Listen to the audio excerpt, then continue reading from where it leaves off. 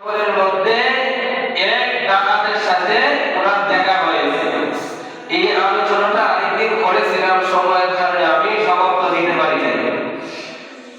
এক ডাকাতের সঙ্গে ওনার সাক্ষাৎ হয়েছে। ওই ডাকাত প্রতিদিন সকালবেলা নাস্তা করার আগে 100টা গুণ করে। নাউজুবিল্লাহ বলে কয়টা গুণ করে? প্রতিদিন সকালবেলা নাস্তা করার আগে ওই ব্যক্তি 100টা গুণ করে।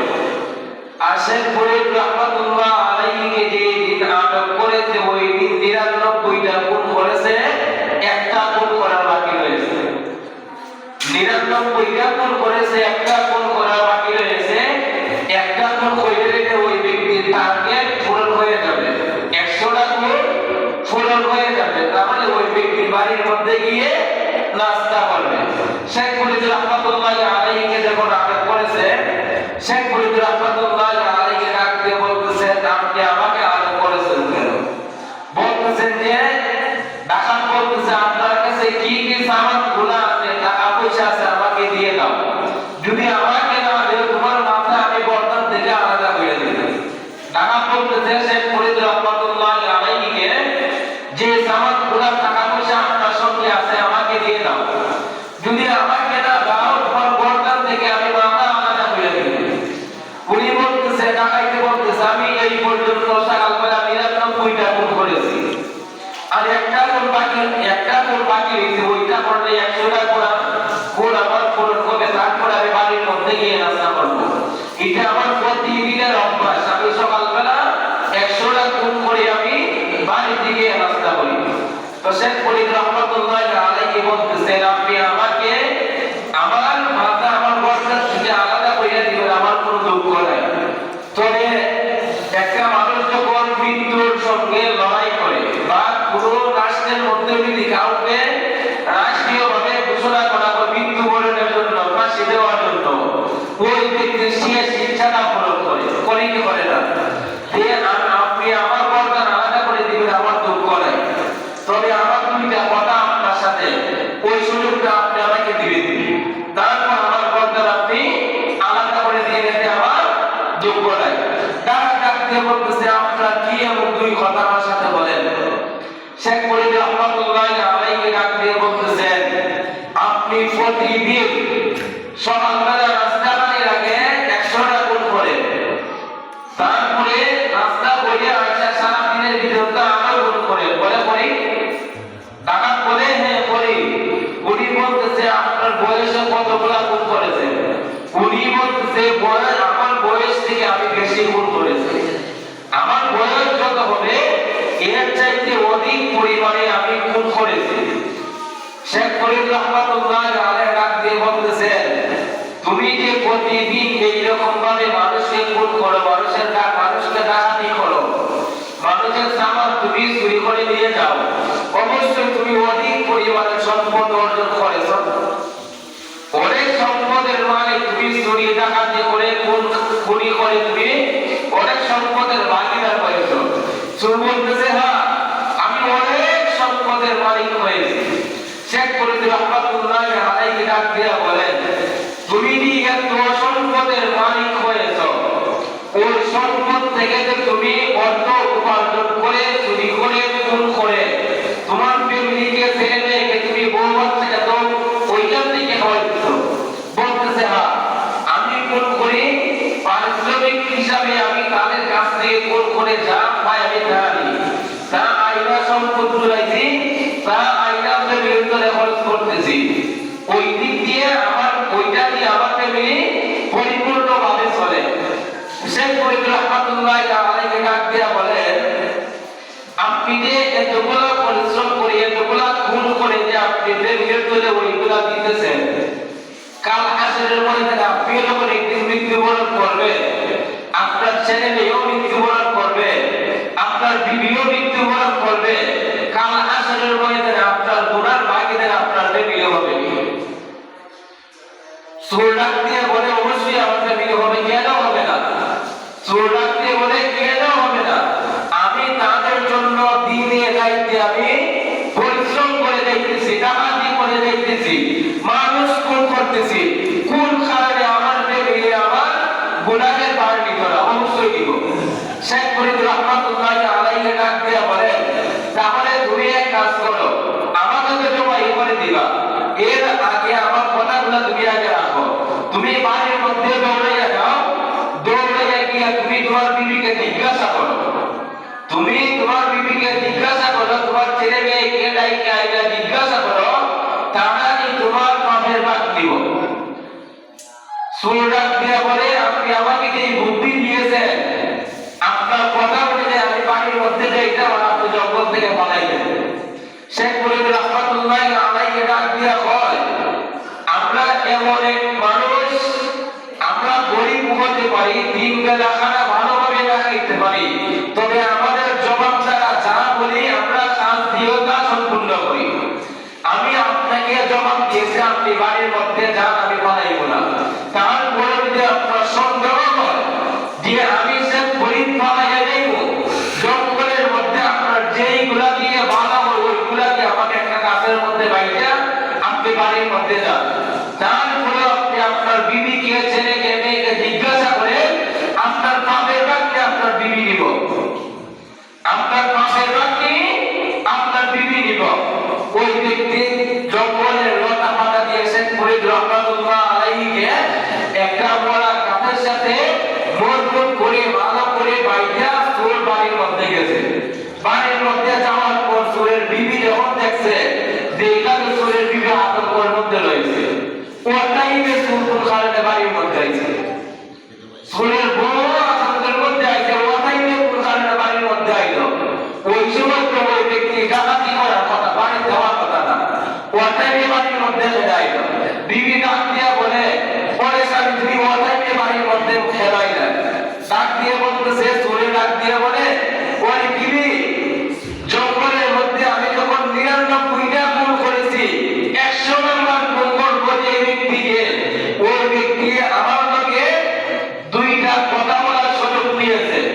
তারপর আমি যদি তাকে বলটা আলাদা করে দিয়ে ওই ব্যক্তিটাকে গুণ করাই, ওই ব্যক্তি 2টা কথার জবাবে আমার বসে আমাকে বলল যে আমি যে এত সম্পদের মালিক হয়েছি, গুণ করে ডাকাতি করে মানুষের হক আত্মসাৎ করে, আমি যে তোমাদের চলে ওইগুলা চুরি ডাকাতি কইরা রুটি রোজগার কইরা তোমাদের চলে দিতেছি, তোমরা নাকি আমার পাপের ভাগ দিবা না? অবশ্যই নিব না। বিবি ডাক দিয়ে বলে, অবশ্যই নিব না। বলে কেন নিব না? বলে আপনি যে আমাকে বিবাহ করেছিলেন, কাবির নামার মধ্যে লেখা ছিল যে আপনি চুরি করে ডাকাতি কইরা আমাদেরকে আমাদের বরের কুশল দিলে আমরা আপনার পাপের ভাগ দিতে বলব। সোলার দিয়ে বলে না, কাবিনের মধ্যে তো লেখা ছিল যে আমি চুরি ডাকাতি করে একটা দিলেন, তোমরা আমার পাপের ভাগ দিতে রইবা। কোথায় বললেন আপনার পাপের ভাগ আমরা নিব? বলতে কাবিনের মধ্যে অবশ্যই লেখা আছে বিবির বরণ পোষণের দায়িত্ব, ছেলে দায়িত্ব, বরণ পোষণের দায়িত্ব আপনারই নিতে হবে, আপনি স্বামী হিসাবে। বলে হ্যাঁ।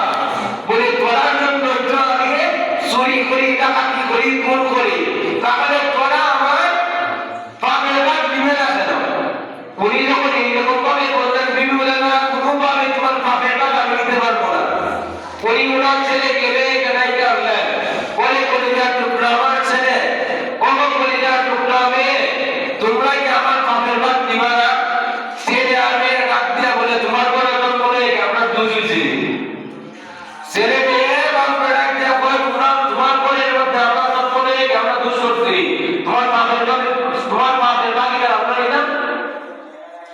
তখন ওই ব্যক্তি বুঝতে পারলো যে আমি যে ব্যক্তিকে জঙ্গলের মধ্যে বাইরে রেখে আসছি, ওই ব্যক্তির কথাই ঠিক আছে, আমার পাপের ভাগিদার আমার বিবিও নিবে না, আমার ছেলেও নিবে না, আমার মেয়েও নিবে না।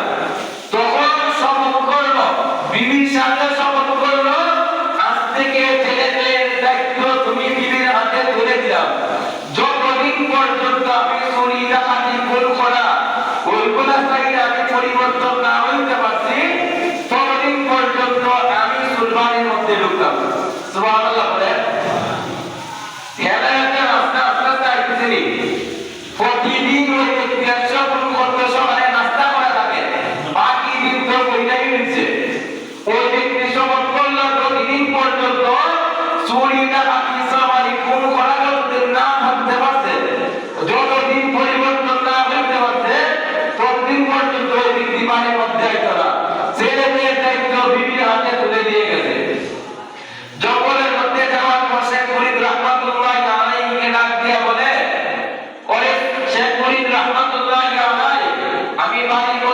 গেছে, আমার বিবিকে জিজ্ঞাসা করেছে, আমার ছেলেকে আমার মেয়েকে আমি জিজ্ঞাসা করেছি, তারা আমার ছেলে মেয়ে বলে তারা নাকি আমার ঘরের মধ্যে যতগুলো তারা দুষ করেছে, আমার বাপের বাপের ভাগিদার তারা হবে না।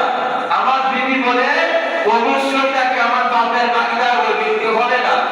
আমি নিয়োগ করে আসছি, আমার ছেলে মেয়ের দায়িত্ব আমার বিবির হাতে তুলে দিয়ে আসছি। আমি শপথ করেছি যতদিন পর্যন্ত আমি চুরি চামারি আমি ওইগুলা চাইলে পরিবর্তন না হইতে পারবো, ততদিন পর্যন্ত আমি বাড়ির মধ্যে যাইতাম না। শেখ ফরিদ রহমাতুল্লাহ আলাইহিকে বলে, আপনি যেইভাবে আল্লাহর অধিক প্রিয় হয়েছে, শেখ ফরিদকে প্রশ্ন করতেছে, আপনি যেইভাবে আল্লাহর প্রিয় হয়েছে ওই রকম ভাবে আমাকে রাস্তা রেখে আমিও আল্লাহর প্রিয় হতে চাই। সুবহানাল্লাহ বলে। সুর বলতেছে, আপনি শেখ ফরিদ যেইভাবে আল্লাহর অধিক প্রিয় হয়েছে আমি সুরও আল্লাহর প্রিয় হতে চাই, কি বললে আমি আল্লাহর প্রিয় হইতে পারবো? শেখ ফরিদ রহমাতুল্লাহ আলাইহি বলে, তুমি আগে জঙ্গলের মধ্যে কুদার মধ্যে পানি আছে দেখো। সুর বলতেছে, এমএলএ পানি আছে, জঙ্গলের প্রত্যেক জায়গার মধ্যে আমার অভিজ্ঞতা আছে। আমি জঙ্গলের মধ্যে ডাকাতি করি, জঙ্গল আমার ভালোভাবে পরিদর্শন করা আছে, কোন জায়গায় পানি আছে আমি জানি, কি করতে ওইটা আমাকে বলে। শেখ ফরিদ রহমাতুল্লাহ আলাইহি ডাক দিয়া বলে, তুমি কি ভালোভাবে ভালো পোশাক আশাক দিয়ে তুমি ভালোভাবে তুমি গোসল করে উযু করে আসো। সুবহানাল্লাহ বলে। হেদায়েত আস্তে আস্তে আইতেছিনি হেদায়েত। শেখ ফরিদ রহমাতুল্লাহ আলাইহি যখন বললেন চল গিয়ে নদীর মধ্যে জঙ্গলের মধ্যে গিয়ে ভালোভাবে গোসল করে শেখ ফরিদ রহমাতুল্লাহ আলাইহির কাছের মধ্যে যখন আসলো, শেখ ফরিদ রহমাতুল্লাহ আলাইহি কালিমা পড়ে ওই চুলকে মুসলমান বানাই। সুবহানাল্লাহ বলে। মুসলমান হওয়ার কি ছিল? বিনয়ী ছিল। যখন শেখ ফরিদ রহমাতুল্লাহ আলাইহি যখন ওই চুলকে মুসলমান বানাইলেন, বানানোর পর ওই ব্যক্তি বলতেছে, আমি কিভাবে আপনার মতো আমি আল্লাহর দরবারে অধিক প্রিয় হতে পারি? শেখ ফরিদ রহমাতুল্লাহ আলাইহি বলে, তুমি আমাকে এখন গাছ থেকে বাঁধটা ছুটিয়ে দাও। আমাকে যে গাছের মধ্যে বাইদা গেছিলা, তুমি আমাকে গাছ থেকে বাঁধটা ছুটিয়ে দাও।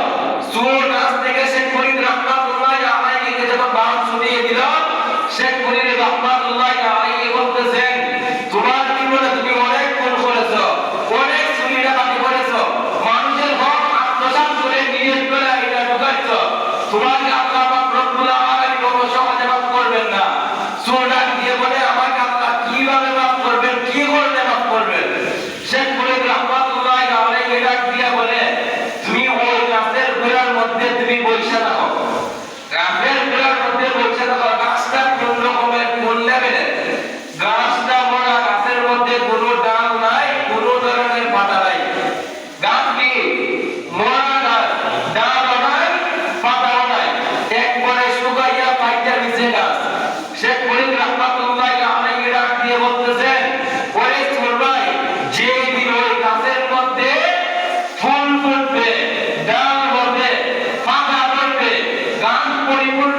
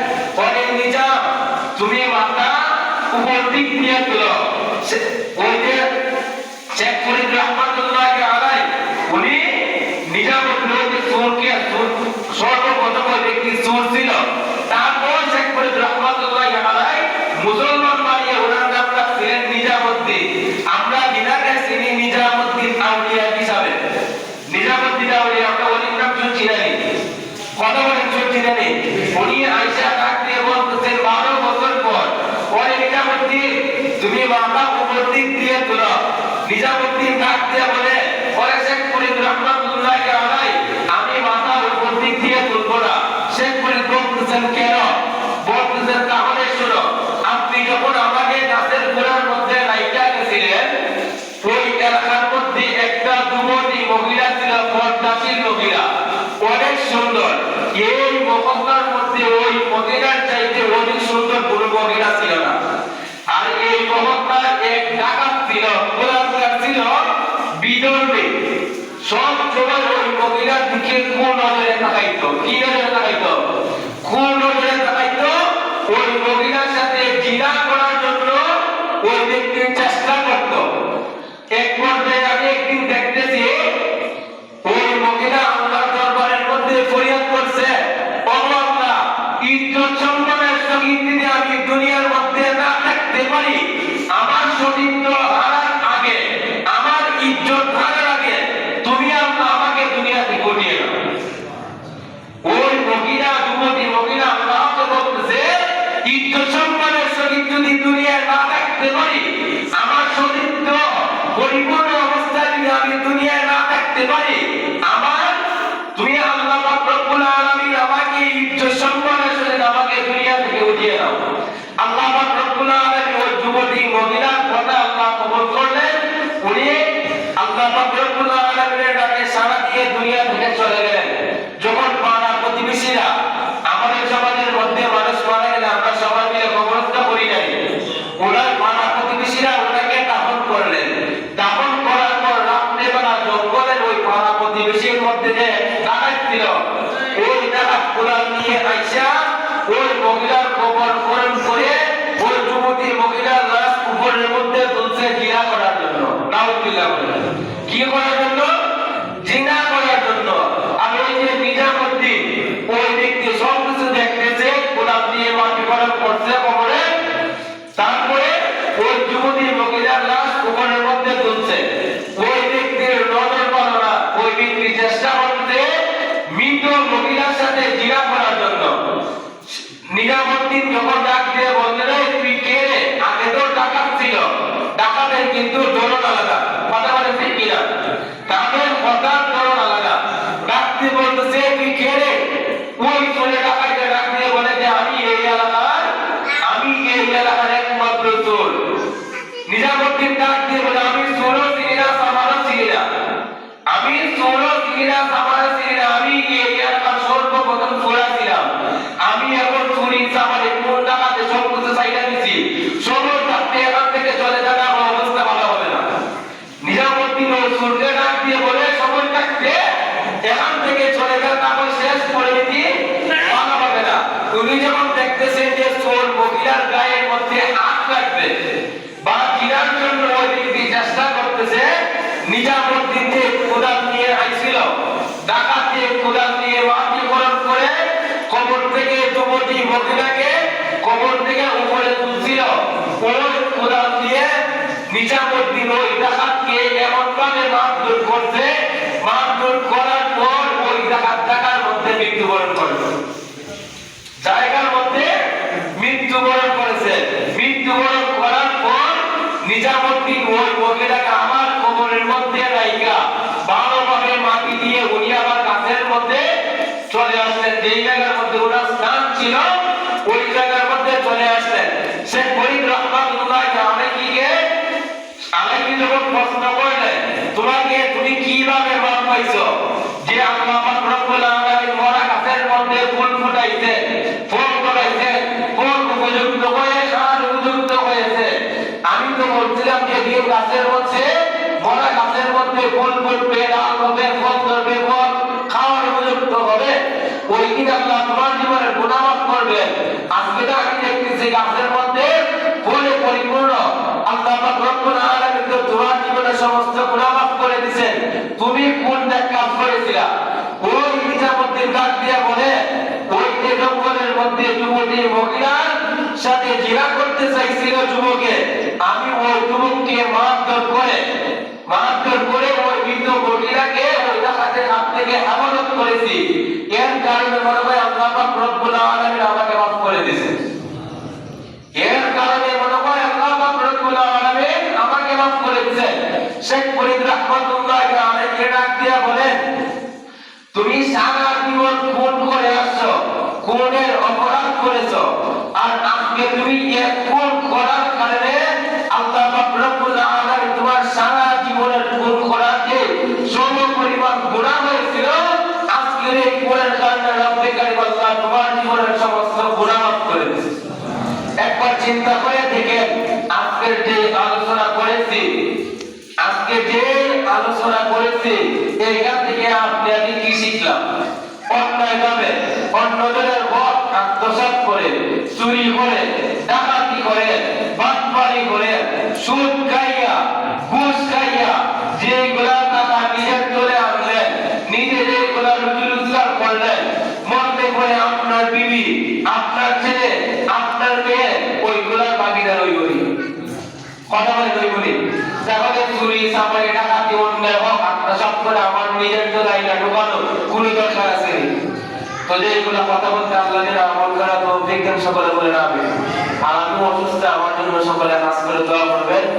আল্লাহ যেন কামলে নবী বিজুল সমাধান করেন সকলে বলে নামে। যারা সুন্নাত করেন নাই